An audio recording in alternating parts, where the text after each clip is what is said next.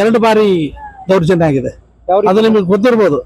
ಸಿದ್ದರಾಮಯ್ಯನವರು ಕಳೆದ ಸಾರಿನೇ ಈ ಸಮಾಜನ ಹೊಡಿಲಿಕ್ಕೆ ಪ್ರಯತ್ನ ಮಾಡಿದ್ರು.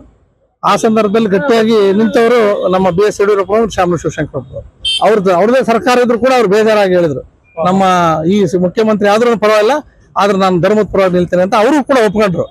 ಈ ವೀರಶೈವ ಸಮಾಜದ ಬಗ್ಗೆ ಆಗಿರ್ತಕ್ಕಂಥ ಧೋರಣೆ, ವೀರಶೈವ ಲಿಂಗಾಯತನ ಹೊಡಿತಕ್ಕಂಥ ಒಂದು ವ್ಯವಸ್ಥೆಯನ್ನ 2 ಬಾರಿ ಮಾಡಿದ್ರು. ಒಂದು ಆ ಸರಿ ಮಾಡಿದ್ರು ಅಧಿಕಾರ ಬಂದಾಗ, ಮೊನ್ನೆ ಅಧಿಕಾರ ಬಂದಾಗ ವೀರಶೈವ ಲಿಂಗಾಯತ ಒಳಗೆ ಜಾತಿ ಗಣತಿಯಲ್ಲಿ ಇಲ್ಲಬಲ್ಲದ ಹೆಸರುಗಳನ್ನ ಸೇರಿಸಿ, ವೀರಶೈವ ಕ್ರಿಶ್ಚಿಯನ್, ವೀರಶೈವ ಏನೇನೋ ಸೇರಿಸಿ ಅದನ್ನು ಕೂಡ ಹೊಡಿಲಿಕ್ಕೆ ವ್ಯವಸ್ಥೆ ಮಾಡಿದ್ರು.